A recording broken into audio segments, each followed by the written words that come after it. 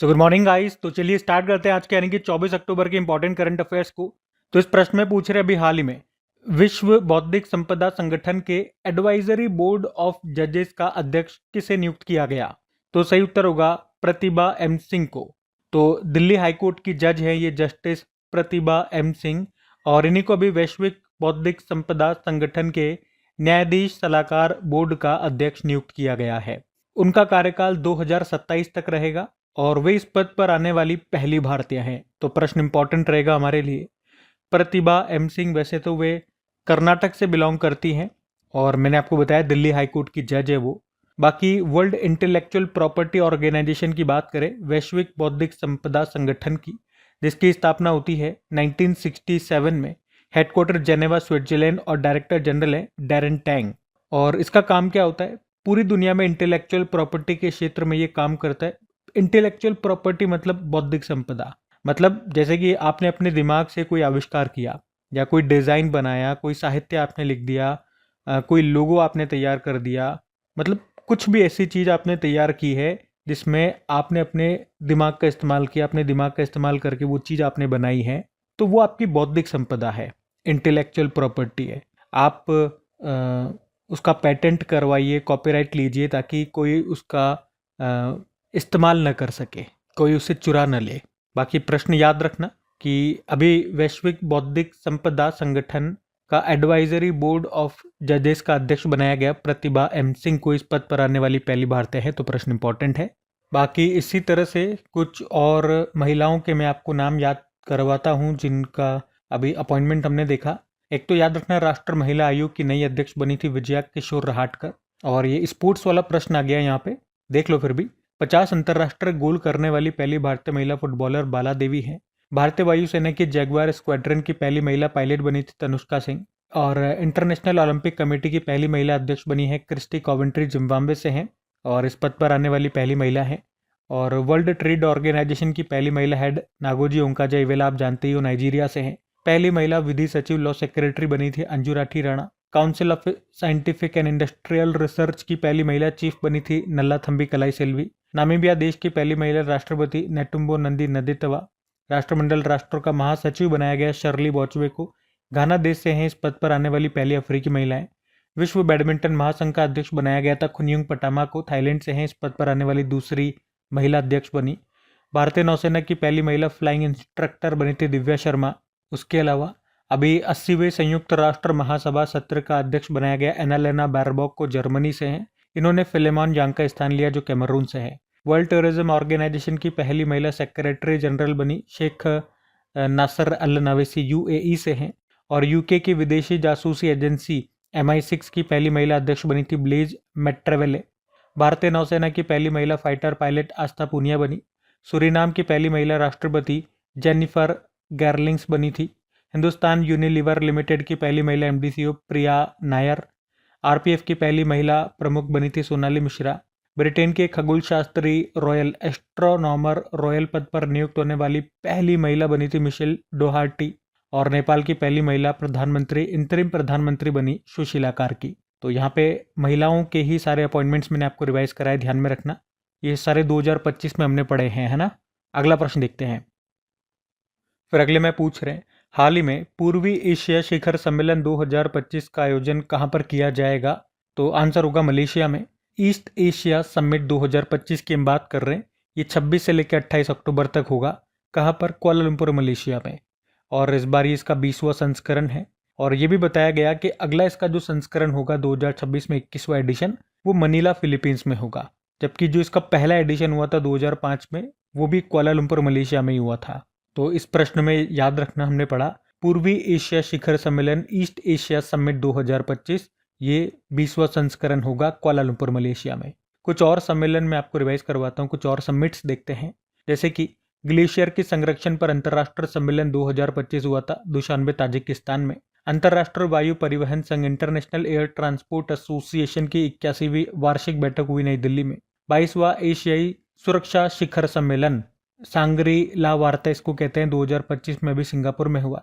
चुनावी अखंडता पर अंतर्राष्ट्रीय सम्मेलन अभी हुआ स्टॉकहोम, स्वीडन में। Rising north east investor summit 2025 हुआ नई दिल्ली में। तीसरा संयुक्त राष्ट्र महासागर सम्मेलन हुआ फ्रांस के नीस में। और इसकी मेजबानी संयुक्त रूप से फ्रांस और कोस्टा रिका ने की थी। और 2028 में जो चौथा ये जो संयुक्त राष्ट्र महासागर सम्मेलन होगा, ये चीन और दक्षिण कोरिया की सह मेजबानी में इसका आयोजन होगा। जलवायु शिखर सम्मेलन ये अभी हुआ बॉन, जर्मनी में। अंतर्राष्ट्रीय धार्मिक स्वतंत्रता शिखर सम्मेलन 2025 ये अभी नैरोबी, केन्या में हुआ और पहली बार ये सम्मेलन किसी अफ्रीकी देश में हुआ था, तो इम्पोर्टेंट है। प्राक्कलन समिति एस्टिमेट कमेटी का राष्ट्रीय सम्मेलन हुआ अभी मुंबई में। और इंडियन कंजर्वेशन कॉन्फ्रेंस 2025 का आयोजन हुआ देहरादून, उत्तराखंड में। ठीक है, ये भी ध्यान में रखना। अगला प्रश्न देखते हैं। फिर अगले में पूछ रहे हैं, हाल ही में किस भारतीय ने ब्रिक्स अंतर्राष्ट्रीय पुरस्कार 2025 जीता? तो आंसर होगा डॉक्टर शबीर हसन ने। तो अभी कश्मीरी वैज्ञानिक है डॉक्टर शबीर हसन और इनको ब्रिक्स अंतर्राष्ट्रीय पुरस्कार 2025 से सम्मानित किया गया। अच्छा, इनके अलावा एक और व्यक्ति हैं, रूसी संघ के हैं, नाम है अबू सुफियन खारखारोव, इनको भी ये सम्मान दिया गया। लेकिन जो भारतीय नाम है वो ज़्यादा इंपॉर्टेंट रहेगा हमारे एग्जाम के पॉइंट ऑफ व्यू से। और साथ में एग्जाम में ये भी पूछ सकते हैं कि इनके साथ किस देश के एक और नागरिक को ये पुरस्कार मिला, तो मैंने आपको बता ही दिया, वो रशियन है। और कहाँ पर दिया गया ये पुरस्कार? तो रशिया की कैपिटल मॉस्को में दिया गया।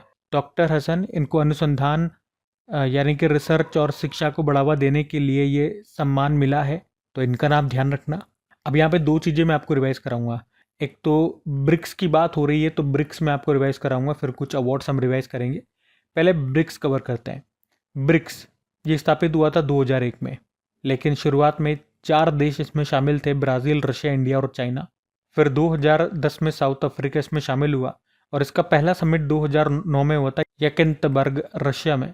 और 2024 में जो इसकी 16वीं बैठक हुई थी वो रशिया में हुई थी। 2025 में भी जो 17वीं बैठक हुई थी ब्राज़ील में। और 2024 के स्टार्टिंग में 5 नए सदस्य इसमें शामिल हुए थे, यूएई, ईरान, इजिप्ट, इथोपिया और अर्जेंटीना। लेकिन अर्जेंटीना ने शामिल होने से मना कर दिया था। और 2025 में भी 10वां मेंबर बना था इंडोनेशिया। ब्रिक्स समूह का 10वां नया पार्टनर स्टेट पूछेंगे तो वो वियतनाम बना था। ब्रिक्स युवा उद्यमिता सम्मेलन ये हुआ अभी भारत में। BRICS bank of commerce and industry के अध्यक्ष हरवंश चावला बने। भारत 2026 में 12वें ब्रिक्स संसदीय मंच की मेजबानी करेगा। और ये भी याद रखना, ये इंपॉर्टेंट हो जाएगा कि 2026 में जो 18वां ब्रिक्स समिट होगा वो कहाँ पर होगा? वो भारत में होगा। आप कुछ अवार्ड्स हम ले लेते हैं, जैसे कि मातृभूमि साहित्य पुरस्कार 2024 ये सारा जोसेफ ने जीता, मलयाली भाषा की प्रसिद्ध लेखिका हैं। एशियाई athletics leadership gold pin award Adil जय सोमर्रीवाला को दिया गया। विश्व एथलेटिक्स के उपाध्यक्ष और भारतीय एथलेटिक्स महासंघ के पूर्व अध्यक्ष हैं। संयुक्त राष्ट्र ससाकावा पुरस्कार 2025 दिया गया मृत्युंजय महापात्रा को। Global Indian of the year पुरस्कार दिया गया सदगुरु जग्गी वासुदेव को। और अमेरिकन म्यूजिक अवार्ड पाने वाली भारतीय मूल की पहली संगीतकार हैं राजा कुमारी। प्रधानमंत्री नरेंद्र मोदी ने किस देश का सर्वोच्च नागरिक सम्मान grand cross of the order of Makarios तृतीय पुरस्कार मिला अभी मोदी जी को? किस देश का? ये साइप्रस का। फूड प्लेनेट पुरस्कार 2025 ये मिला नाइट्रोकैप्ट को, ये एक स्वीडिश स्टार्टअप है। जेसीबी पुरस्कार 2018 में स्थापित एक भारतीय साहित्यिक पुरस्कार था, लेकिन अभी इसे आधिकारिक तौर पर बंद कर दिया गया। तो इसमें 2 पुरस्कार याद रख लो, पहला और आखिरी वाला। पहला वाला 2018 में दिया गया था बेन्यामिन को, और आखिरी वाला 7वां संस्करण था जो दिया गया 2024 में उपमन्यु चटर्जी को। उसके अलावा जैन समाज ने प्रधानमंत्री नरेंद्र मोदी को धर्म चक्रवर्ती सम्मान से नवाजा। और मोदी जी को घाना देश का सर्वोच्च नागरिक सम्मान officer of the order of star से सम्मानित किया गया। और मोदी जी को त्रिनिदाद एंड टोबैगो का सर्वोच्च सम्मान भी मिला था, जिसे कहते हैं the order of the Republic of Trinidad and Tobago. ठीक है, तो ये सब ध्यान में रखना। अगला प्रश्न देखते हैं। फिर अगले में पूछ रहे हैं कि फुटबॉल के क्षेत्र में दिया जाने वाला MLS गोल्डन बूट अवार्ड 2025 किसने जीता? तो आंसर होगा लियोनेल मेसी ने। तो MLS golden boot award 2025 Lionel Messi को दिया गया। यह अवार्ड उन्हें मेजर लीग सॉकर में 28 मैचेस में 29 गोल्स करने के लिए दिया गया। तो MLS गोल्डन बूट की बात करें, यह अवार्ड हर साल दिया जाता है और यह अवार्ड मेजर लीग सॉकर में टॉप स्कोरर को दिया जाता है, जिसकी शुरुआत हुई थी 2005 में। अभी मेजर लीग सॉकर क्या है? तो नॉर्थ अमेरिका में सबसे बड़ी सॉकर लीग होती है। सॉकर मतलब जो फुटबॉल हम बोलते हैं वही सॉकर है। और इसमें 30 टीमें पार्टिसिपेट करती है। तो यहाँ पे जो सबसे ज़्यादा स्कोर करता है मेजर लीग सोकर इवेंट में, उसी को ये MLS गोल्डन बूट अवार्ड दिया जाता है। तो इस बार का दिया गया लियोनल मेसी को, जो कि अर्जेंटीना के फुटबॉल प्लेयर हैं। ठीक है, तो इनका नाम ध्यान में रखना। अगला प्रश्न देखते हैं। फिर अगले में पूछ रहे हैं कि global investment risk and resilience index 2025 में भारत की रैंक क्या है। तो आंसर होगा 155। Global investment risk and resilience index 2025 की हम बात कर रहे हैं। इसको जारी किया हैनलेन एंड पार्टनर्स और एक अल्फा जियो नाम से कंपनी, उसने ये दोनों मिलकर के इसको जारी करते हैं। तो इस इंडेक्स में देशों को इस बेसिस पर रैंक किया जाता है कि वे फॉरेन इन्वेस्टर्स के लिए कितने सुरक्षित और आकर्षक हैं। मतलब अगर किसी देश में कोई इमरजेंसी सिचुएशन आती है तो वो देश उस स्थिति को कितना कंट्रोल कर सकता है और इन्वेस्टर्स को इससे कितना कम रिस्क हो सकता है। तो इन्हीं बेसिस पर ये रैंकिंग जारी होती है। और याद रखना, ये जो रैंकिंग, ये इंडेक्स है, ये 2025 में पहली बार जारी किया जा रहा है। तो इसमें 226 देशों को रैंक किया गया है। तो मैंने आपको बता दिया, ये इंडेक्स दो आधार पर रैंक जारी करता है। पहला जो आधार है, पहला जो पिलर बोल दो आप, रिस्क हो गया, और दूसरा है रेजिलियंस। रिस्क से मतलब आप समझेंगे एक देश में इन्वेस्टमेंट को लेकर के कितना रिस्क है।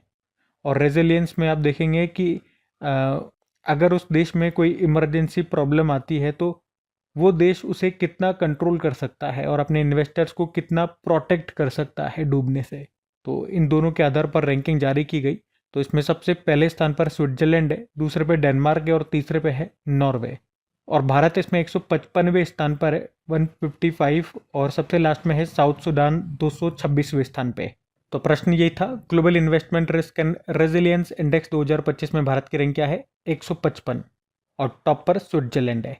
अब कुछ इंपॉर्टेंट रैंकिंग्स इंडेक्सेस मैं आपको रिवाइज कराता हूँ, जो इंपॉर्टेंट है वो वाली रिवाइज करवा रहा हूँ, ध्यान से सुनना। अगर पूछे ग्लोबल फायर पावर इंडेक्स 2025 में भारत की रैंक क्या है, वो चौथे नंबर पर भारत है, टॉप पर अमेरिका है। नीति आयोग के पहले राजकोषीय स्वास्थ्य सूचकांक में पहले स्थान पर उड़ीसा है। और भ्रष्टाचार धारणा सूचकांक करप्शन परसेप्शन इंडेक्स में भारत 96 पे है, टॉप पर डेनमार्क है। पंचायत हस्तांतरण सूचकांक पंचायत डिवोल्यूशन इंडेक्स में पहले स्थान पर कर्नाटक है। ग्लोबल टेररिज्म इंडेक्स में भारत 14वें स्थान पर है और बुर्किना फासो टॉप पर है। वर्ल्ड हैप्पीनेस इंडेक्स में भारत 118वें स्थान पर है, टॉप पर फिनलैंड हो गया। और पहली बार जो पंचायत उन्नति सूचकांक 2022-23 आया, उसमें फ्रंट रनर ए कैटेगरी में टॉप पर गुजरात है। वर्ल्ड प्रेस फ्रीडम इंडेक्स 2025, इसमें भारत 151 पे है, टॉप पर नॉर्वे है। जिला बाढ़ गंभीरता सूचकांक डिस्ट्रिक्ट फ्लड सेवर्निटी इंडेक्स, पहली बार ये जारी हुआ, इसको IIT दिल्ली और IIT गांधीनगर ने मिलकर जारी किया। टॉप पर पटना है, पटना जिला बिहार का। वर्ल्ड कॉम्पिटिटिवनेस रैंकिंग में भारत 41 पे, टॉप पर स्विट्जरलैंड है। और मानव विकास सूचकांक में भारत 130वें स्थान पर है, टॉप पर आइसलैंड है। जेंडर इनइक्वलिटी इंडेक्स में भारत की रैंक 102। जलवायु परिवर्तन प्रदर्शन सूचकांक में पहले दूसरे तीसरे पे कोई नहीं है, भारत 10वें पे है और चौथे पे डेनमार्क है। ग्लोबल जेंडर गैप इंडेक्स में भारत की रैंक है 131, टॉप पर आइसलैंड है। वर्ल्ड इकोनॉमिक फोरम ने इसको जारी किया। ऊर्जा संक्रमण सूचकांक एनर्जी ट्रांजिशन इंडेक्स में भारत की रैंक है 71, टॉप पर स्वीडन है। ग्लोबल लिवेबिलिटी इंडेक्स, इसमें डेनमार्क की कैपिटल कोपेनहेगन है। और ग्लोबल पीस इंडेक्स में भारत 115वें स्थान पर है, टॉप पर आइसलैंड है। और सस्टेनेबल डेवलपमेंट गोल इंडेक्स में भारत 99 पे है, टॉप पर फिनलैंड है। नीति आयोग के उत्तर पूर्वी क्षेत्र सतत विकास लक्ष्य सूचकांक 2023-24 में कौन सा जिला टॉप पर रहा, मिजोरम का हनतियाल। और ग्लोबल AICT इंडेक्स में टॉपर सिंगापुर है, भारत से टॉप पर बेंगलुरु है 26वें स्थान पे। उसके अलावा स्मार्ट सिटी इंडेक्स में कौन टॉप पर है। उसके अलावा ग्लोबल पीस इंडेक्स हमने देख ही लिया। NIRF 2025 के ओवरऑल रैंकिंग में IIT मद्रास टॉप पर रहा और इंजीनियरिंग कैटेगरी में भी ये टॉप पर है। और वर्ल्ड टैलेंट रैंकिंग में भारत 63 पे है, टॉप पर स्विट्जरलैंड है। ध्यान में रखना। अगला प्रश्न देखते हैं। फिर अगले में पूछ रहे अभी हाल ही में किस राज्य ने कायका सेतु पोर्टल को लॉन्च किया है, तो आंसर होगा कर्नाटक ने। तो कायका सेतु पोर्टल की हम बात कर रहे हैं और अभी इसे कर्नाटक के शिवमोगा सिटी में लॉन्च किया गया है। इसे अभी पायलट प्रोजेक्ट के रूप में लॉन्च किया गया है और इसकी सफलता के बाद इसे पूरे राज्य में लॉन्च किया जाएगा। तो करता क्या है ये पोर्टल, तो आप कह सकते हो ये पोर्टल युवाओं को रोजगार देने के लिए लाया गया है। मतलब इस पोर्टल को कॉलेज और यूनिवर्सिटी से पास हुए स्टूडेंट्स और युवाओं को जॉब्स ढूंढने के लिए लाया गया है। इससे इसमें स्टूडेंट्स अपना रिज्यूमे अपलोड कर सकते हैं और इस पोर्टल पर अवेलेबल कंपनीज रिज्यूमे देख करके उस व्यक्ति को जॉब दे सकती है। और यदि उस स्टूडेंट को जॉब नहीं मिलती तो उसे अपने स्किल्स को सुधारने के लिए गाइड किया जाएगा। तो इस पोर्टल के फ़ायदों की बात करें तो इससे राज्य में बेरोजगारी कम होगी, स्टूडेंट्स को अपनी फील्ड में जॉब मिलेगी और स्टूडेंट्स का स्किल डेवलपमेंट होगा। तो यह है कायका सेतु पोर्टल। अब कुछ इसी तरह से पोर्टल वगैरह एप्लीकेशंस में रिवाइज कराऊंगा जो अभी न्यूज़ में रहे, लेकिन पहले मैं आपको कर्नाटक लेकर के चलता हूँ। ये रहा मैप में कर्नाटक। कैपिटल बंगलुरु हो गई, मुख्यमंत्री सिद्धारमैया, गवर्नर है थावर चंद गहलोत। कुछ करंट अफेयर्स के प्रश्न देखेंगे यहाँ से। तो गूगल ने देश में अपना सबसे बड़ा परिसर कैंपस जिसका नाम अनंत है कहाँ पर खोला? बंगलुरु। संगीत कलानिधि पुरस्कार 2025 से सम्मानित किया गया आर के श्रीराम कुमार को, वायलिन वादक है। नृत्य कला निधि पुरस्कार 2025 मिला और मिला सत्यनारायण को, भारतनाट्यम से संबंध है। पुरावशेषों का ग्राम स्तरीय सर्वेक्षण पूरा करने वाला पहला राज्य बना कर्नाटक। एशिया में लेवल 5 कार्बन मान्यता पाने वाला पहला एयरपोर्ट बना Kempegowda international airport. Civil defence mock drill operation Abhyas ये हुआ बंगलुरु में। कुसुम सी योजना यहाँ शुरू हुई थी। और टाटा कंपनी और एयरबस फ्रांसी कंपनी है, ये कर्नाटक के काल्लोर जिले में भारत का पहला made in India H-125 helicopter assembly plant स्थापित करेंगे। कर्नाटक वन विभाग का ब्रांड एम्बेसडर अनिल कुंबले को बनाया। भारत में अनावृष्टि के कारण व्यापक मानवीय आपदा का पहला ज्ञात ऐतिहासिक दस्तावेज गुट्टालाबिले कहाँ पर खोजा गया? कर्नाटक के हावेरी में। और फिनटेक कंपनी स्लाइस ने भारत की पहली यूपीआई संचालित बैंक ब्रांच कहाँ पर खोली? बेंगलुरु में। तो ये तो कर्नाटक से बात हो गई। अब मैं आपको रिवाइज कराऊंगा कुछ पोर्टल वगैरह से संबंधित प्रश्न, जैसे कि सभागार वेब पोर्टल, इसको पंचायती राज मंत्रालय ने लॉन्च किया था। प्रेस रजिस्ट्रार जनरल हैं योगेश बावेजा, इन्होंने प्रेस सेवा पोर्टल को लॉन्च किया था। प्रतिभा सेतु पोर्टल को यूपीएससी ने। आदिवाणी एप्लीकेशन को जनजातीय मंत्रालय ने, ये भारत का पहला एआई आधारित ट्रांसलेटर है। उम्मीद पोर्टल को अल्पसंख्यक मामलों के मंत्रालय ने। असम में भारत का पहला वल्चर कंजर्वेशन पोर्टल लॉन्च हुआ था। कपास किसान एप्लीकेशन को हमारे जो कपड़ा मंत्री है गिरिराज सिंह ने लॉन्च किया। भारतीय पहल लॉन्च किया था एपिडा ने। और रेरा पोर्टल को आवास व शहरी मामलों के मंत्री हैं मनोहर लाल खट्टर ने। इंडिया मार्केट एक्सेस पोर्टल को सेबी ने। ज्ञान भारतम पोर्टल को लॉन्च किया मोदी जी ने। एम्स दिल्ली ने नेवर अलोन नाम से एक एप्लीकेशन लॉन्च किया था। यह एप्लीकेशन एआई पर आधारित है जिसे स्टूडेंट्स के सुसाइड्स को रोकने के लिए बनाया गया। द्रव्य पोर्टल को आयुष मंत्रालय ने लॉन्च किया। और अभी प्रधानमंत्री नरेंद्र मोदी के द्वारा मुंबई में मुंबई वन एप्लीकेशन को लॉन्च किया गया। ये भारत का पहला इंटीग्रेटेड मोबिलिटी एप्लीकेशन है। ठीक है, तो ये कुछ पोर्टल एप्लीकेशंस अभी न्यूज़ में थे, हमने रिवाइज कर लिए, इनको भी ध्यान रखना। अगला प्रश्न देखते हैं। फिर अगले में पूछ रहे हैं भारत का पहला अत्यंत गरीबी मुक्त राज्य किसे घोषित किया गया? एक्सट्रीम पॉवर्टी फ्री स्टेट कौन सा बनेगा? तो आंसर होगा केरल। तो अभी 1 नवंबर 2025 को केरल ये भारत का पहला ऐसा राज्य बन जाएगा जिससे अत्यधिक गरीबी से मुक्त घोषित किया जाएगा। क्योंकि अभी 1 नवंबर को केरल अपना स्थापना दिवस मनाएगा, तो उसी मौके पर केरल के जो मुख्यमंत्री है पिनाराई विजयन वो ये घोषणा करेंगे कि केरल भारत का पहला अत्यंत गरीबी मुक्त राज्य एक्सट्रीम पॉवर्टी फ्री स्टेट बन गया है। आपको बता दूं नीति आयोग ने 2021 में बताया था कि केरल में देश में सबसे कम गरीबी दर है, 0.7% है। उसके बाद केरल सरकार ने सर्वे कराया था, ग्राउंड लेवल पे सर्वे कराया था और पता लगाया था कि राज्य में ऐसे कितने परिवार हैं जो एक्सट्रीम पॉवर्टी में जी रहे हैं। तो निकल के आया था 64,006 फैमिलीज हैं जो कि एक्सट्रीम पॉवर्टी में जी रही है। क्योंकि केरल सरकार ने सोचा कि यार सबसे कम गरीबी दर है यहाँ पे, तो एक काम करते हैं ना, थोड़ी सी मेहनत और कर लेते हैं और इसको ख़त्म ही कर देते हैं। तो ये जो अत्यंत गरीबी में जी रहे परिवारों की संख्या इन्होंने कैलकुलेट की, किस बेसिस पे? भोजन, स्वास्थ्य, आजीविका और आवास के आधार पर। मतलब इसमें से कई लोग ऐसे थे जिनके नाम मतदाता सूची में नहीं है, वोटर लिस्ट में नहीं है, कुछ के पास राशन कार्ड आधार कार्ड भी नहीं है। तो फिर राज्य सरकार ने क्या किया, प्रत्येक परिवारों के लिए माइक्रो प्लान्स तैयार किए। मतलब ऐसा नहीं किया कि सब परिवार के लिए एक जैसी योजना चला दी, मतलब हर परिवार के लिए अलग अलग देखा कि भैया इस परिवार को क्या ज़रूरत है।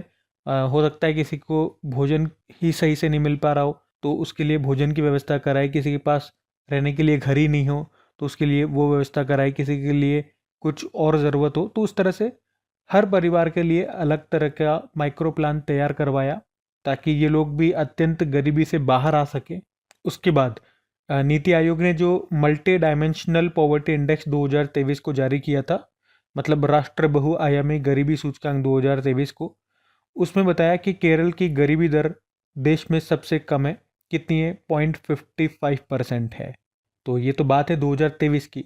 अभी 2025 आ गया तो बचे हुए जो ये लोग हैं ये भी अत्यंत गरीबी से बाहर आ चुके हैं और इस तरह से अब केरल कह रहा है, केरल सरकार कह रही है कि हम ये घोषणा कर देंगे। अभी 1 नवंबर आ गया, 1 नवंबर को घोषणा कर देंगे कि ये भारत का पहला एक्सट्रीम पॉवर्टी फ्री स्टेट बन गया, अत्यंत गरीबी मुक्त राज्य बन गया है। यहाँ पे अत्यंत गरीबी को किससे माना गया? देखो, यूनाइटेड नेशन के अनुसार जिनकी आय प्रतिदिन 158 रुपये से भी कम है वे अत्यंत गरीबी की श्रेणी में आते हैं।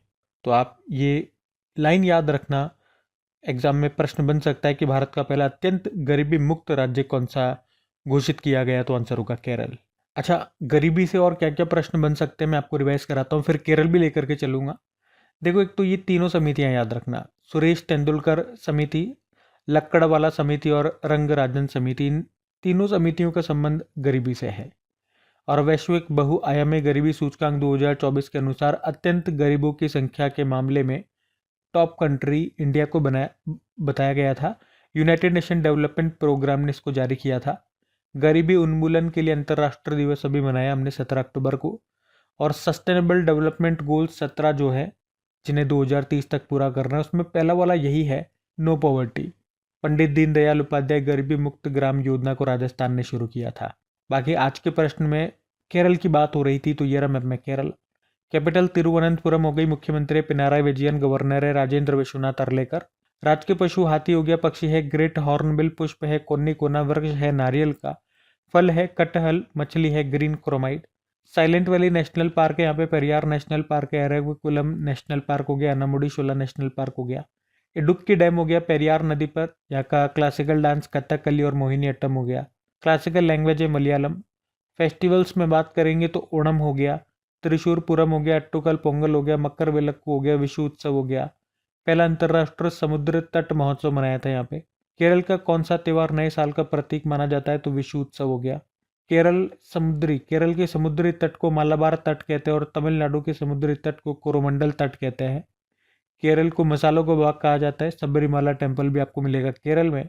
कुछ करंट अफेयर्स के प्रश्न भी देखें केरल से, तो एरलम वाइल्ड लाइफ सेंचुरी, जो कि भारत की पहली बटरफ्लाई सेंचुरी बनी, केरल में है। मैनेजमेंट इफेक्टिवनेस इवेल्युएशन इंडेक्स आया था जिसको एनवायरमेंट मिनिस्ट्री ने जारी किया, उसमें टॉप पर रहा केरल। केरल का पहला स्किल बैंक आपको मिलेगा तिरुवनंतपुरम में। अरतुंकल पुलिस स्टेशन भारत का पहला ISO प्रमाणित स्टेशन बना, ये केरल के अल्लापुजा जिले में है। फेसलेस DST अधिनिर्णय, GST एडजुडिकेशन यानी कि न्यायिक निर्णय के लिए पायलट परियोजना लागू करने वाला पहला राज्य बना केरल। केरल के पर्यटन ने पेटा गोल्ड अवार्ड 2025 जीता। भारत का पहला 100% डिजिटल साक्षर राज्य बना केरल। इसके लिए कौन सा प्रोग्राम है? डिजी केरलम प्रोग्राम है। इसी तरह से 2-3 प्रश्न और बनेंगे। भारत का पहला साक्षर जिला बना था केरल का मल्लपुरम। भारत का पहला 100% डिजिटल साक्षर पंचायत ये भी थी केरल की पुल्लमपारा पंचायत। और पूर्ण कार्यात्मक साक्षर राज्य बना था मिजोरम। इसके लिए कौन सा प्रोग्राम चलाया था? उल्लास कार्यक्रम।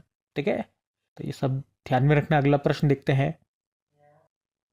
फिर अगले में पूछ रहे हैं कि अभी हाल ही में वास्तविक समय बाढ़ पूर्वानुमान प्रणाली शुरू करने वाला भारत का पहला शहर कौन सा बन गया है? तो आंसर होगा चेन्नई। तो चेन्नई वास्तविक समय में बाढ़ पूर्वानुमान प्रणाली शुरू करने वाला भारत का पहला शहर बन गया है। मतलब वहां पर हो रही वर्षा, नदियों का जल स्तर और प्रवाह के बारे में रियल टाइम जानकारी मिलती रहेगी, जिससे पूर्वानुमान लगाना आसान होगा कि भैया कहाँ पर बाढ़ आ सकती है। और इससे लोगों को पहले से अलर्ट कर दिया जाएगा ताकि जान माल की हानि कम से कम हो।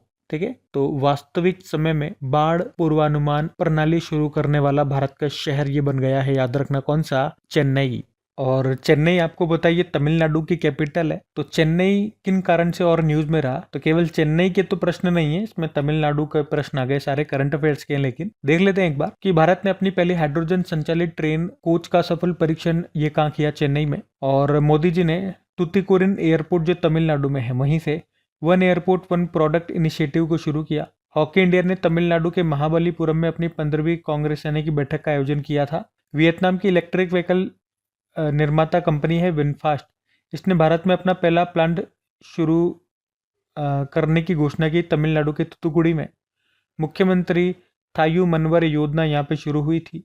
वन और वन्यजीव अपराध प्रबंधन प्रणाली हॉक शुरू करने वाला तीसरा राज्य बना तमिलनाडु, केरल कर्नाटक के बाद। तमिलनाडु सरकार ने चेन्नई में ऑलिव रिडले कछुओं की सुरक्षा के लिए दूसरी मरीन एलिट फोर्स स्थापित की। और तमिलनाडु का पहला शहर जिसने सिटी बायोडाइवर्सिटी इंडेक्स लॉन्च किया वो है चेन्नई, ठीक है। तो ये ध्यान रखना।